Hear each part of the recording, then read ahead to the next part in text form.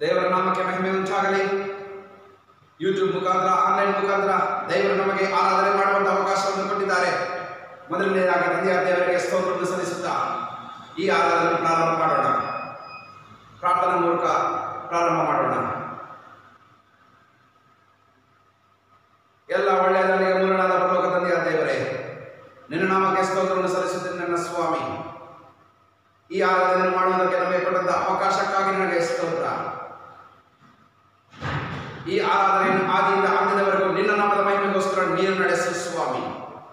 ಹಾಡುಗಳ ಮುಖಾಂತರ, ವಾಕ್ಯಗಳ ಮುಖಾಂತರ, ಪ್ರಾರ್ಥನೆಯ ಮುಖಾಂತರ ನಿನ್ನ ನಾಮ ಮಾತ್ರವೇ ಮಹಿಮೆ ಹೊಂದಬೇಕು.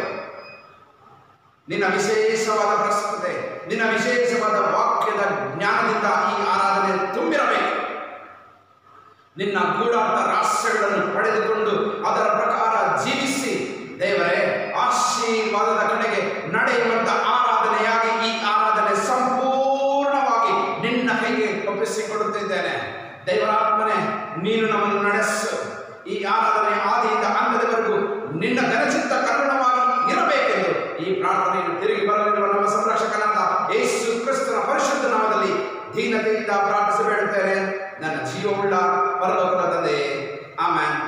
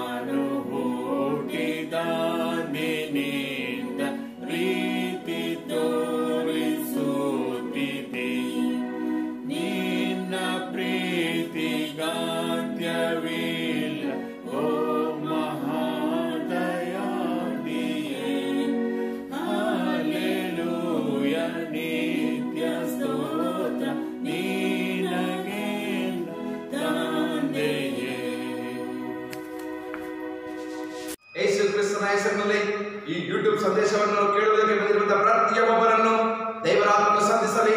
ಈ ದಿನ ವಾಕ್ಯ ಸಂದೇಶಕ್ಕೆ ಕೊಡುವುದಕ್ಕೆ ಸಿದ್ಧರಾಗಿ ಬಂದಿರುವಂತಹ ಕೆ ಯೋಹಾನ್ ಅವರು, ಪಾಸ್ಟರ್ ಅವರು ನಮ್ಮ ಮಧ್ಯೆ ಬಂದಿರುತ್ತಾರೆ. ಈ ವಾಕ್ಯ ಸಂದೇಶವನ್ನು ಪವಿತ್ರಾತ್ಮನ ದೇವರು ಅವರ ಮೂಲಕ ವಿಶೇಷವಾದ ಜ್ಞಾನದಿಂದ ನಮಗೆ ಹಂಚಿಕೊಡುವವರಾಗಿದ್ದಾರೆ.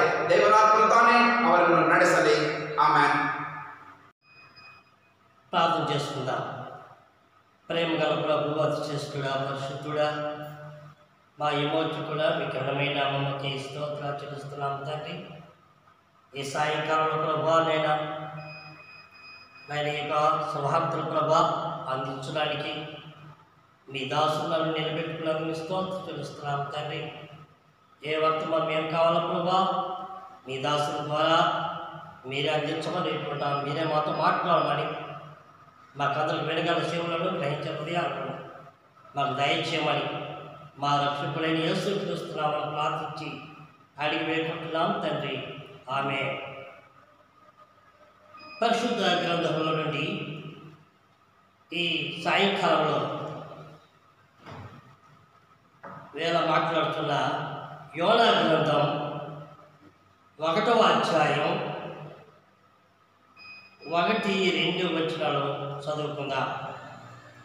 యోనా గ్రంథం 1వ అధ్యాయం 1-2 వచనాలు చదువుకుందాం. నినివే పట్టణస్థుల దోషము నా దృష్టికి ఘోరమైన కనుక నీవు లేచి నినివే పట్టణం పోయి దానికి దుర్గత కలుగునని ప్రకటింపము. పరిశుద్ధుడైన దేవుడు యోనాకు ప్రత్యక్షమై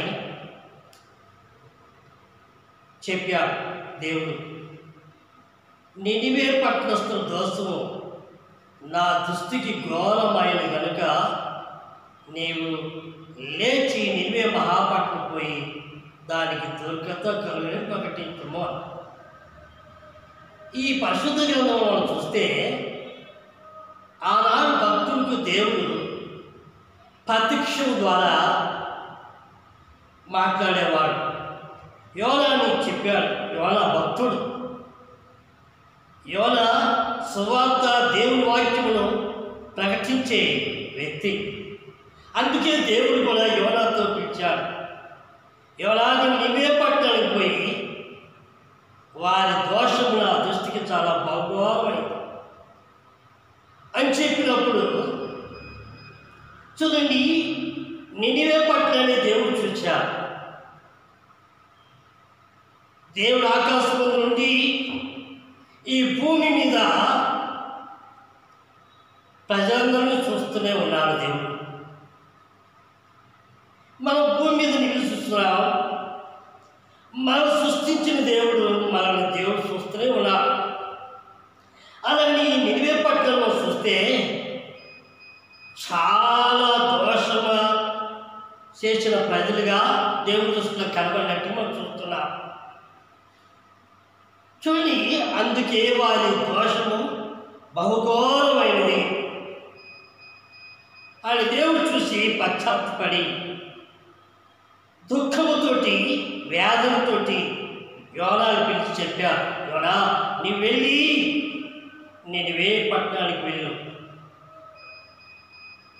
సరే అని ఒప్పుకున్నాడు యోనా.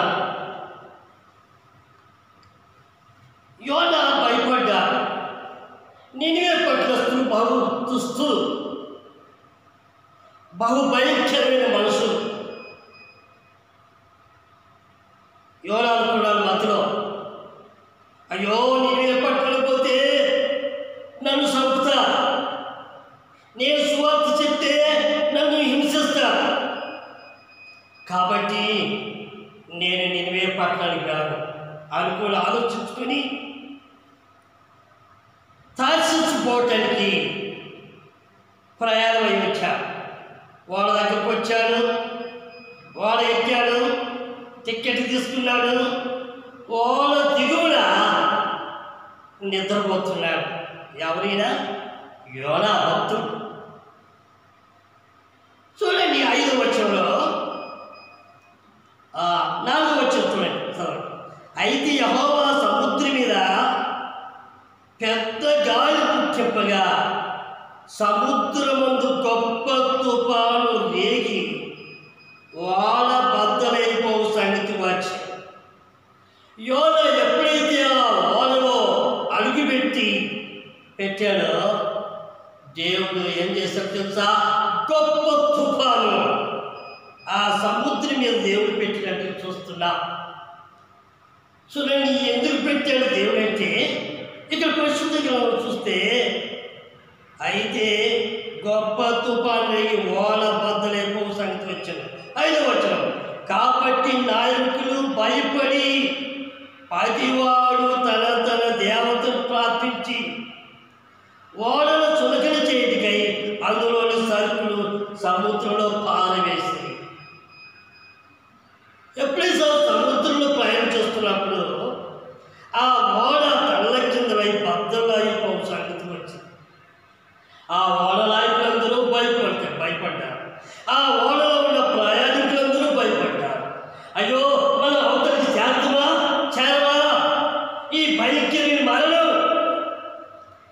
ఈ సముద్రం మన వద్దకు చేరుకొని వారు మరెంతో భయపడి వారి దేవతలకి ప్రార్థన చేసుకుంటున్నారు. ఆ ఓడలో ఉన్నవారు ఎవరెవరంటే అందరి జాతుల వారు. చూడండి, మనం కూడా ప్రయాణం చేస్తుంటే, ఒక బస్సులో కానీ రైల్లో ప్రయాణం చేస్తుంటే అన్ని జాతుల వారు అందరూ వచ్చి ప్రయాణం చేస్తారు. అలాగే ఈ ఓడలో ఉన్న కూడా అందరూ హిందువులు, అందరూ రకరకాలు మతస్థులందరూ వచ్చి ఉన్నప్పుడు వారి దేవతలు ప్రార్థన చేసుకుంటారు. ఎందుకు తెలుసా?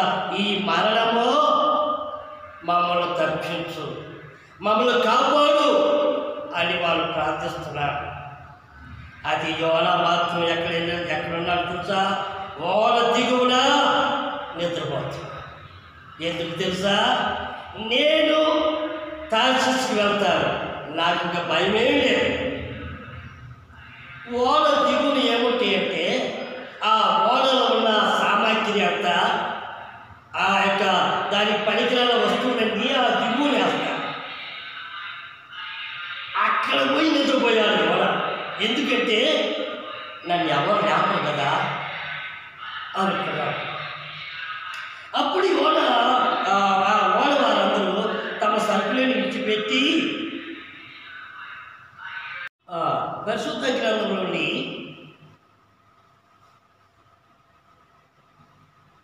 ఓడ దిగువన భాగమున పోయి పండుకొని గాలి నిద్రపోయింది యోన. అప్పుడు ఓడ నాయకుడు అతను ఎత్తుకు వచ్చి, పోయి నిద్రపోతా, నీకేమో వచ్చిందని నీవు లేచి నీ దేవుని ప్రార్థించుము, మనం సాగకుండా ఆ దేవుడు మనం ఎందుకు కనికరించునేవని. ఓడ దిగువన పండుకున్న యోన దగ్గరికి వెళ్ళాడు ఓడ నాయకుడు. నీకేమొచ్చింది? లేచి మనం సాగకుండా బ్రతకాలంటే నీ దేవుడిని ప్రార్థన చేయి అన్నప్పుడు ఓడవారు అంతలో ఓడవారు ఎవరిని పెట్టి ఇంత కీడు మనకు సంభవించినది తెలియదుకై మనం సీట్లు వేస్తున్నానని ఒకరితో ఒకరు చెప్పుకొని సీట్లు వేయగా సీటు యోనా మీదకి వచ్చాను. యోనా ఎందుకు వేసానంటే యోనా చిన్న తప్పుకి చేసినందుకు యోనా మీదకే సీటు వచ్చినట్టుగా చూస్తున్నా.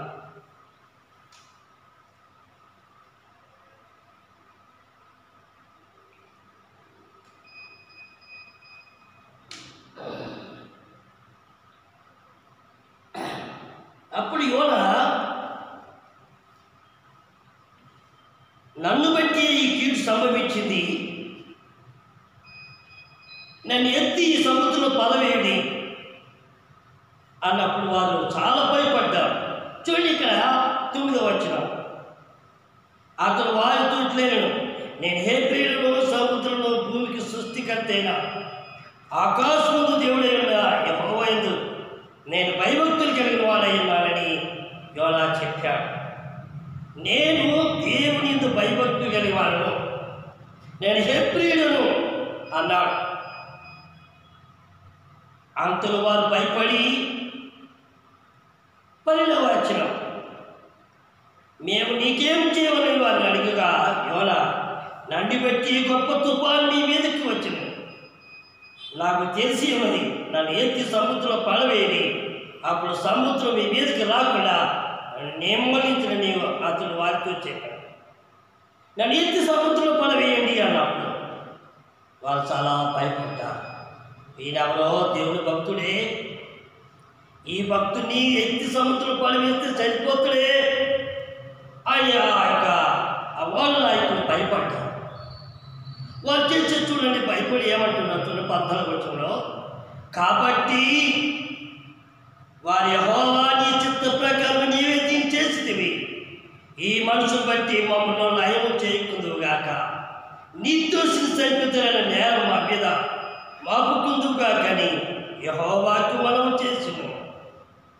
చూడండి, ఈ ఓడ నాయకుడు యెహోవా నీ చిత్త ప్రకారం నీవు దీనిని చేసితివి, ఈ నిర్దోషిని చంపుట నేరం మా మీద మోప పోతున్నప్పుడు చూడండి, అప్పుడు యోనాను ఎత్తి సముద్రం వేయగా ఆ ఓడలో ఉన్న ప్రజలు సురక్షితంగా ఉన్నారు.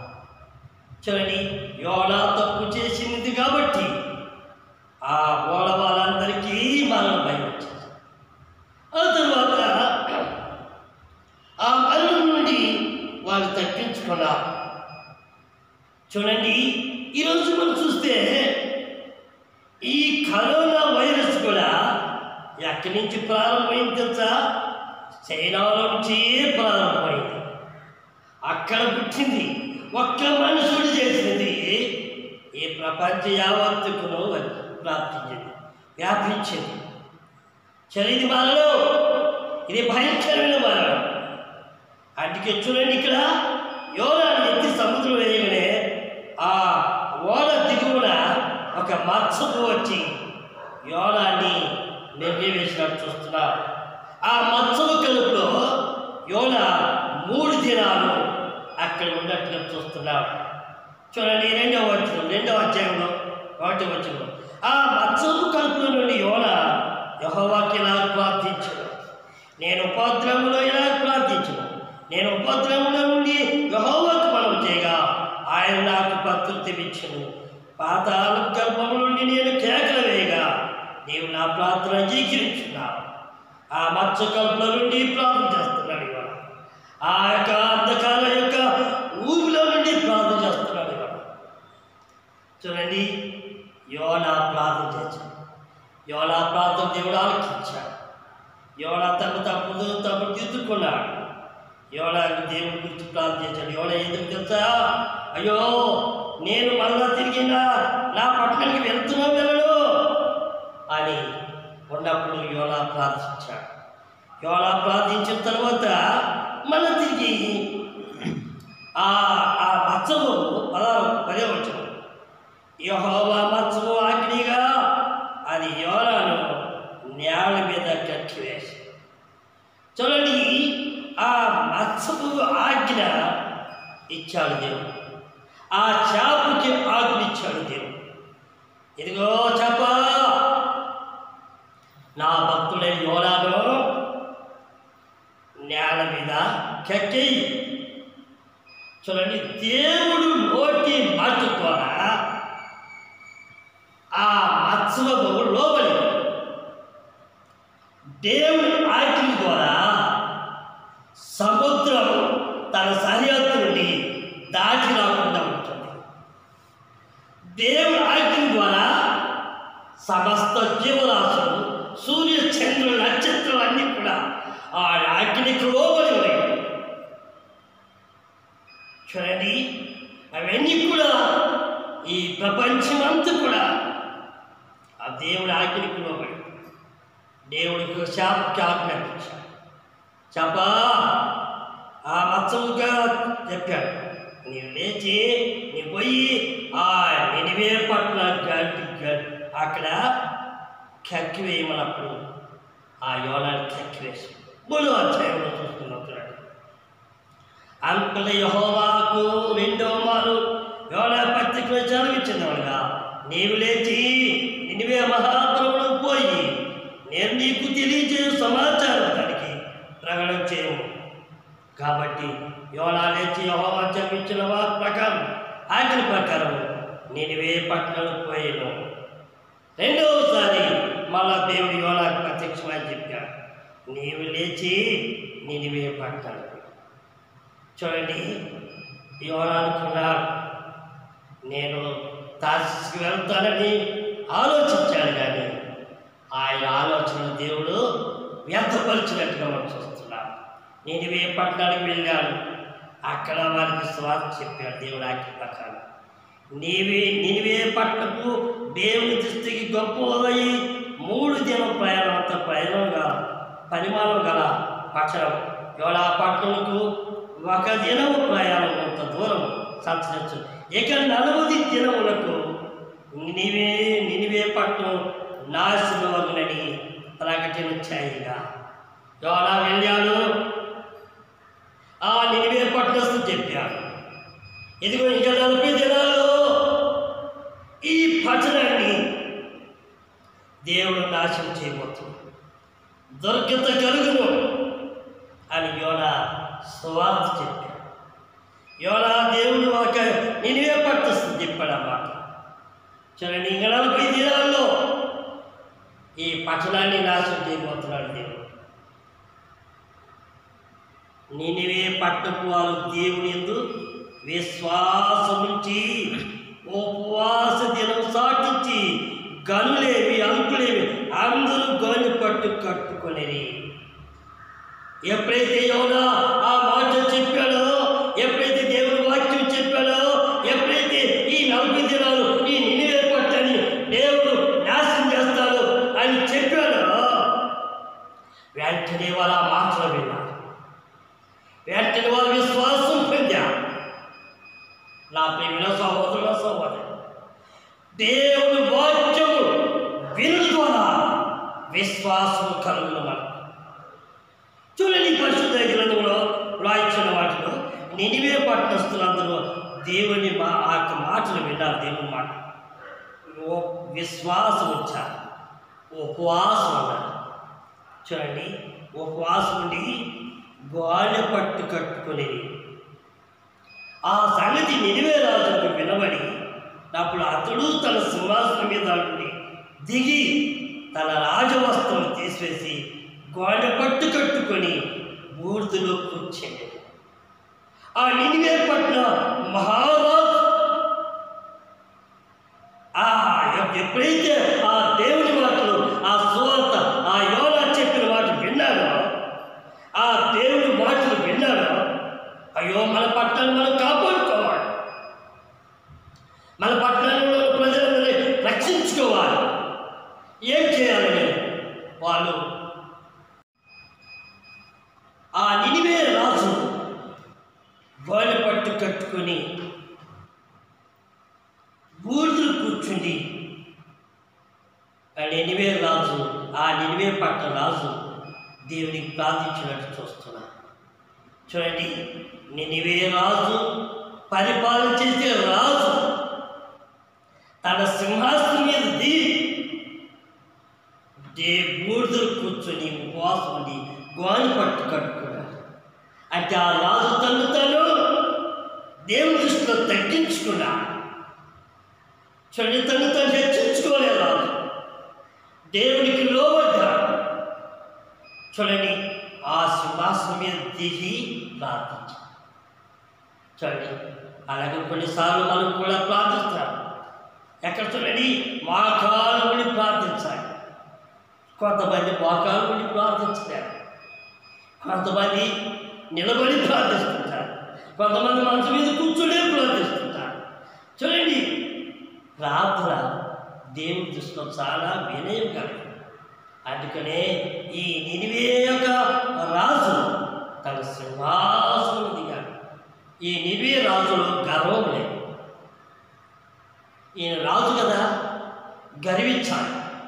నాకే పని, నేను దేవునికి లోపడాల్సిన అవసరం ఏంటినాడు.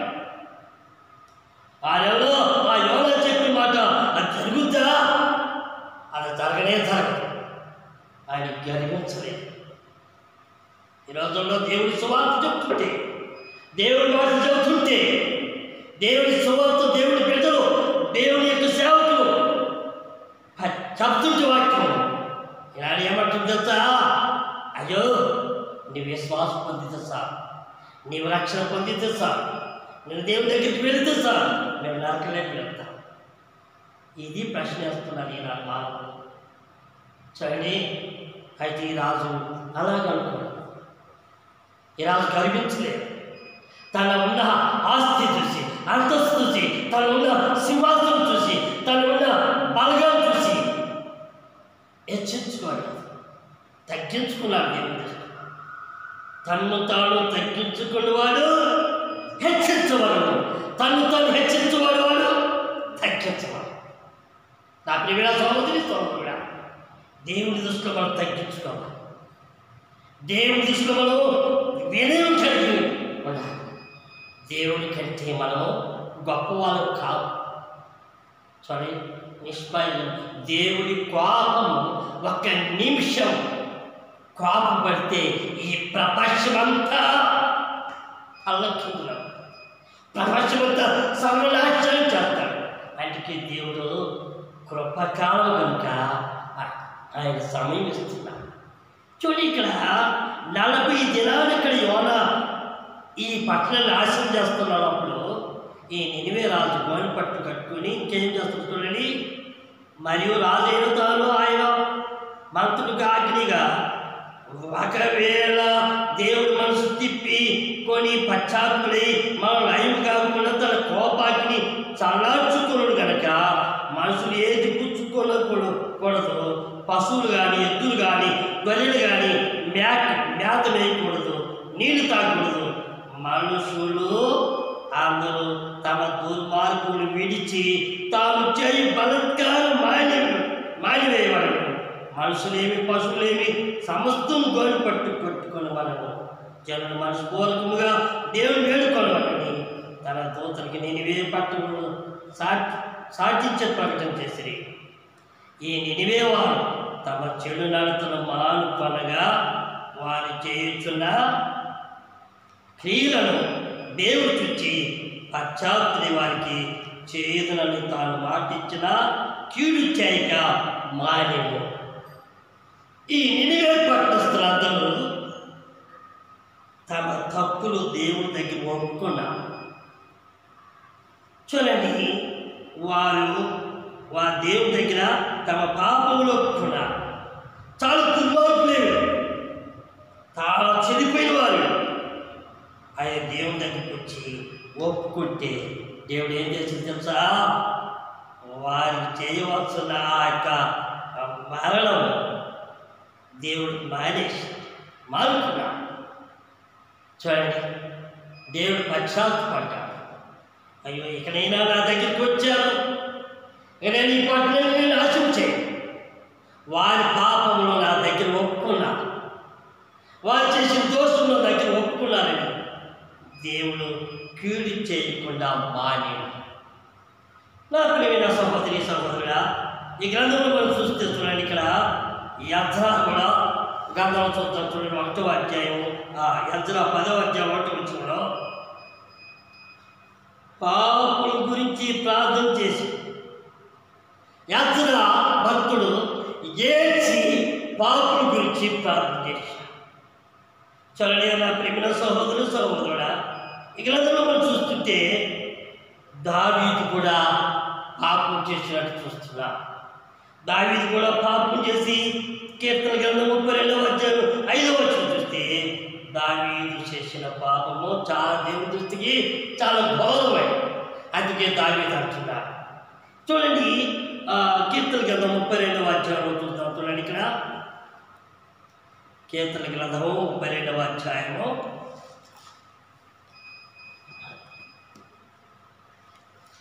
32:5 వచనం.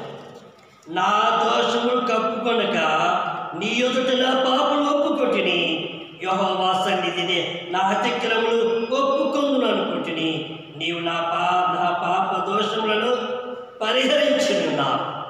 చూడండి, నా దోషములు కప్పుకొనక దావీదు మహారాజు తను చేసిన దోషములు దావీదు మహారాజు కప్పుకోలేదు, దేవుడి దగ్గర ఒప్పుకున్నా. నీ ఎదుట నా పాపం ఒప్పుకొంటిని, యెహోవా నా సన్నిధిని నా అతిక్రమం ఒప్పుకొందును అనుకుని నేను నా పాప దోషము పరిహరించున్నా. దేవుడు దావీదు మహారాజు తన పాపములను పరిహరించినట్టు చూస్తున్నాడు. దేవుడు కూర్చోండి, పరిశుద్ధ గ్రంథంలో మనం రాసిన మాటలు ఎంత ఘోర పాపినేని దేవుడు క్షమించే దేవుడుగా ఉన్నట్లు చూస్తున్నాం.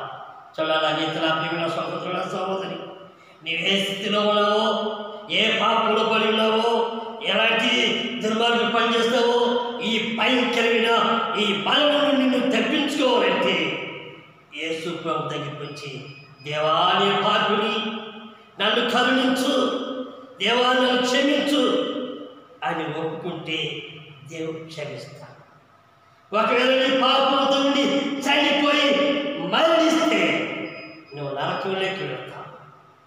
చూడండి, నీ పరలోకం కావాలంటే యేసు ప్రభు నమ్మకం. ఈ నినివే పట్టణస్థులందరూ వారి యొక్క నాశనమైన పట్టణాన్ని గురించి వాళ్ళు తన పాపంలో ఒప్పుకున్నారు. ఆ పట్టణాన్ని దేవుడు నాశనం చేయకుండా మానేసి దేవుడు శాంతమూర్తి, క్షేమమూర్తి, దయావరు.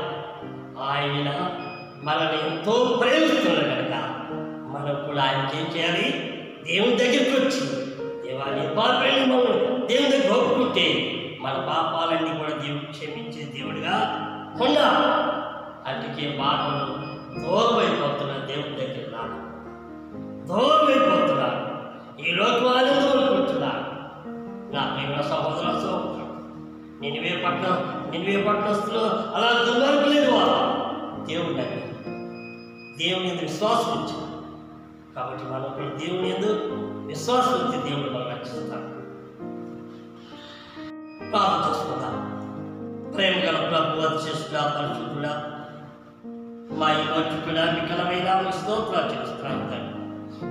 ఈ సాయంకాలంలో ప్రభువైనా మీ దాసు నిలబెట్టి ఈ యొక్క వాక్యాన్ని అందించినది ప్రభా. ఈ వాక్యం మేము విన్నాం తండ్రి, వాటిని మా హృదయంలో భద్రపరచుకునేకుంటున్నాం. ఇంకా ప్రభునైనా ప్రభు నమ్మకుండా రక్షణ పొందకుండా మానవ పొందకుండా ఇంకా ఎంతమంది ఉన్నారు ప్రభా. ఇలాంటి భయంకరమైన మరణం తెగులు నేను ఈ లోకంలో ఉండి వస్తుండగా ప్రభునైనా ఈ కరోనా వైరస్ ఏడంత ప్రభా జనాన్ని భయకంతులుగా చేస్తుండగా నైనా గొప్ప ఎంతో మంది ప్రభా, ఒక పక్క కరోనా వైరస్, ఒక పక్క భూకంపాలు, ఒక పక్కనైనా అదిగో జలప్రలయాలు, ఇవన్నీ ఈ ప్రపంచంలో జరుగుతుంది కనుక అందరూ భయపడుతున్నారు. దీనికి కారణం మానవుడు చేసిన పాపను బట్టి నీ భయంకరమైన తెగులు ఈ భూమి మీద పెట్టావు. ఎక్కడైనా తమ తప్పు దిద్దుకొని దేవుడి దగ్గరికి వస్తారని నువ్వు శాంతిమూర్తితోటి నీవు ఎన్ని చేతులు చాలు పిలుస్తున్నావు. కుమారుడా, కుమార్తె రమ్మని పిలుస్తున్నావు. ఆయన నీ యొక్కకు వాడిని ఏమాత్రం నువ్వు నెట్టివేసేవాడు కాదు ప్రభు. నేను అందరినీ ప్రభు క్షమించమని సహాయం దయచు. ఈ భయంకర తెగులుని లేదా ఈ కరోనా వైరస్ నుండి తప్పించి నిలిపివేయబడి మీకు ఆజ్ఞతో గద్దించి ఇది నేనైనా ఈ నిలిపివేయబడి కరోనా వైరస్ ప్రభా జనంలో ఉన్న భయకాంతులను వాళ్ళు తీసివేసి అనేక అందరినీ స్వస్థపరిచి మహిమపరచాలి. మా లక్ష్మణి నేర్చుకుంటున్నాం ప్రార్థించి అడిగిపెట్టుకుంటున్నాం తండ్రి. ఆమేన్.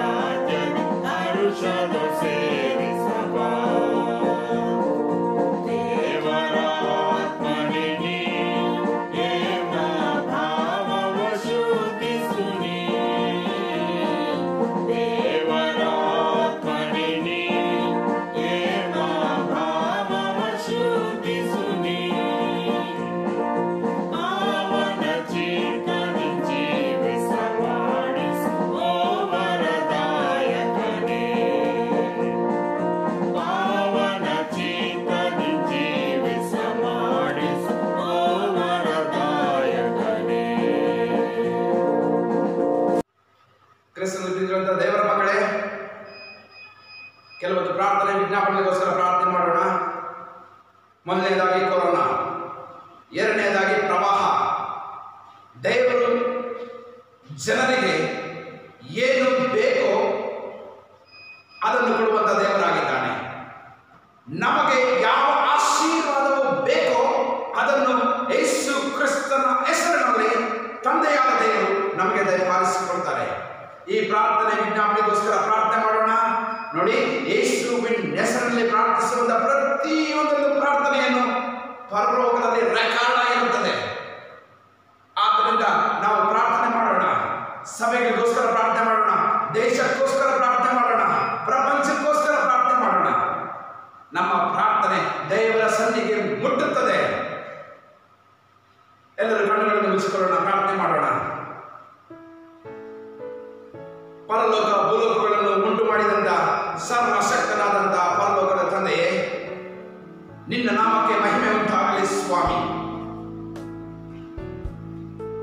ನಿನ್ನ ನಾಮದ ಮಹಿಮೆಗೆ ಉಂಟು ಮಾಡಲ್ಪಟ್ಟಂತ ನಾವು ಪ್ರತಿ ಒಬ್ಬೊಬ್ಬರನ್ನು ಸ್ವಾಮಿ, ಪ್ರತಿಯೊಬ್ಬ ಮನುಷ್ಯರ ಮೇಲೆ ನಿನ್ನ ಕನಿಕರವನ್ನು ಇರಿಸು ದೇವರ. ನಿನ್ನ ನಾಮದ ಮಹಿಮೆಗೋಸ್ಕರ ನಿನ್ನ ಹೋಲಿಕೆಗೆ ಅನುಗುಣವಾಗಿ ನೀನು ಉಂಟು ಮಾಡಿದ್ದೀಯ.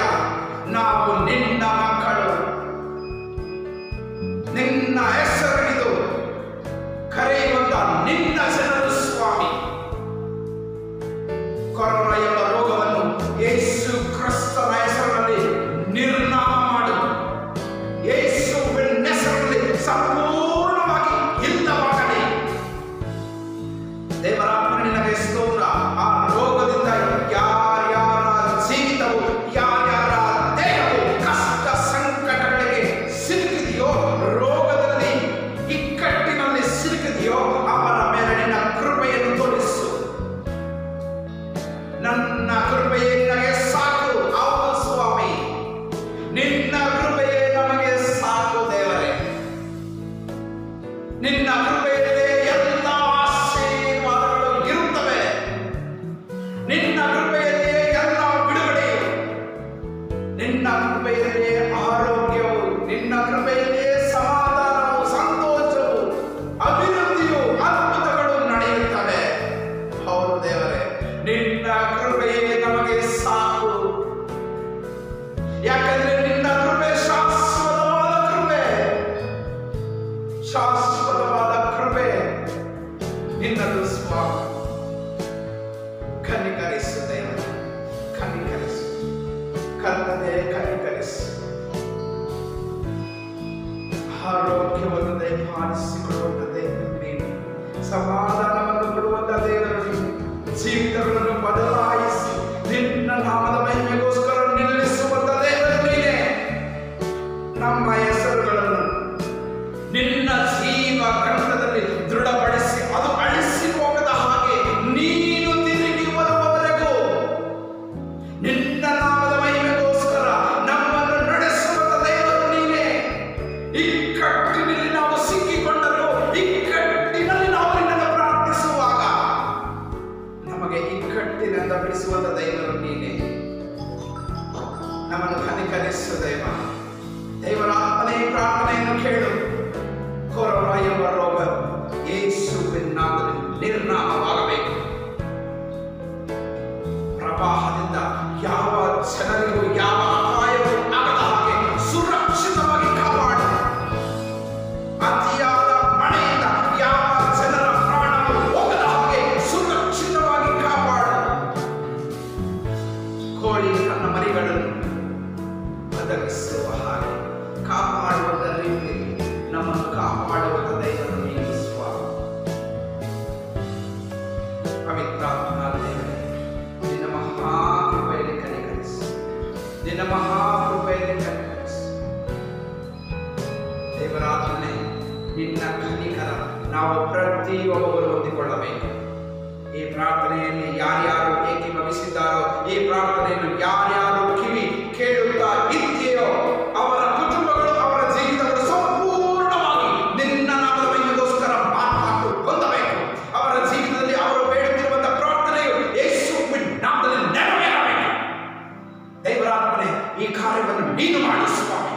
ಯೇಸುವಿನ ನಾಮದಲ್ಲಿ ಅವರಿಗೆ ಇರುವಂತಹ ಎಲ್ಲ ಸಂಕಷ್ಟಗಳಿಂದ, ಎಲ್ಲ ಇಕ್ಕಟ್ಟುಗಳಿಂದ ಯೇಸು ಕ್ರಿಸ್ತನ ಹೆಸರು ಒಂದೇ ಬೆಳೆಸುವಂತ ಬಲವಾದ ಆಯುಧವಾಗಿ ನಿಲ್ಲಬೇಕು ಸ್ವಾಮಿ. ನಿನ್ನ ಮೇಲೆ ಇಟ್ಟಿರುವಂತಹ ನಂಬಿಕೆಯನ್ನು ಬಲಪಡಿಸು, ಸ್ಥಿರಪಡಿಸು. ನಿನ್ನ ನಾಮದ ಮಹಿಮೆಗೋಸ್ಕರ ನಿನ್ನ ಪ್ರಭಾವದ ಐಶ್ವರ್ಯಕ್ಕೆ ತಕ್ಕ ಹಾಗೆ ನೀನು ಆಶೀರ್ವಾದ ಮಾಡು ಸ್ವಾಮಿ. ಸಭೆಗಳನ್ನು ತೆರೆ, ಸಭೆಗಳಲ್ಲಿ ಆರಾಧನೆ ಮಾಡುವಂತ ಕೃಪೆಯನ್ನು ಅನುಗ್ರಹಿಸು. ರೋಗದ ಭಯವು ಇನ್ನು ಮೇಲೆ ಜನರನ್ನು ಹಿಡಿಯದ ಹಾಗೆ ಆ ರೋಗವನ್ನು ಸಂಪೂರ್ಣವಾಗಿ ನಿರ್ನಾಮ ಮಾಡು. ನಿನ್ನ ಹೆಸರು ಮಾತ್ರವೇ ಮಹಿಮೆ ಹೊಂದಬೇಕು. ನಮ್ಮನ್ನು ನಡೆಸಿದಕ್ಕಾಗಿ ನನಗೆ ಸ್ತೋತ್ರ. ಈ ಪ್ರಾರ್ಥನೆಯನ್ನು ಯೇಸು ಕ್ರಿಸ್ತನ ಪರಿಶುದ್ಧ ನಾಮದಲ್ಲಿ ಪ್ರಾರ್ಥಿಸಿ ಬೇಡುತ್ತೇನೆ, ನನ್ನ ಜೀವವುಳ್ಳ ಪರಲೋಕ ತಂದೆಯೇ, ಆಮೆನ್. ಕೊನೆಯದಾಗಿ ಕರ್ತನು ಕಲಿಸಿಕೊಂಡ ಪ್ರಾರ್ಥನೆಯನ್ನು ಎಲ್ಲರೂ ಒಟ್ಟಾಗಿ ಹೇಳೋಣ. ಪರಲೋಕದಲ್ಲಿರುವ ನಮ್ಮ ತಂದೆಯೇ, ನಿನ್ನ ನಾಮವು ಪರಿಶುದ್ಧವೆಂದು ಎನಿಸಲ್ಪಡಲಿ. ನಿನ್ನ ರಾಜ್ಯವು ಬರಲಿ. ನಿನ್ನ ಚಿತ್ತವು ಪರಲೋಕದಲ್ಲಿ ನೆರವೇರುವ ಪ್ರಕಾರ ಭೂಲೋಕದಲ್ಲಿಯೂ ನೆರವೇರಲಿ. ನಮ್ಮ ಅನ್ನದ ಆಹಾರವನ್ನು ಇವತ್ತು ದಯಪಾಲಿಸು. ನಮಗೆ ತಪ್ಪು ಮಾಡಿದವರನ್ನು ನಾವು ಕ್ಷಮಿಸಿದಂತೆ ನಮ್ಮ ತಪ್ಪುಗಳನ್ನು ನೀನು ಕ್ಷಮಿಸು. ನಮ್ಮನ್ನು ಶೋಧನೆಯೊಳಗೆ ಸೇರಿಸದೆ ಕೇಳಿನಿಂದ ತಪ್ಪಿಸು. ಯಾಕೆಂದರೆ ರಾಜ್ಯವು, ಬಲವು, ಮಹಿಮೆಯು ಸದಾಕಾಲವು ನಿನ್ನದೇ ಸ್ವಾಮಿ. ಆಮೆನ್. ಅಂತ್ಯಾಶೀರ್ವಾದವನ್ನು ಹೊಂದಿಕೊಳ್ಳೋಣ. ನಮ್ಮ ಕರ್ತನಾದ ಯೇಸು ಕ್ರಿಸ್ತನ ಕೃಪೆಯು, ತಂದೆಯಾದ ದೇವರ ಪ್ರೀತಿಯು, ಪರಿಶುದ್ಧಾತ್ಮ ದೇವರ ಅನ್ಯೋನ್ಯತೆ ನಡೆಸುವಿಕೆಯಲ್ಲಿ ಯಾವಾಗಲೂ ನಿತ್ಯ ನಿರಂತರವೂ ನಮ್ಮ ಮೇಲೆ, ನಮ್ಮ ಜೀವಿತಗಳಲ್ಲಿ ನೆಲೆ ಇರಲಿ. ಆಮೆನ್.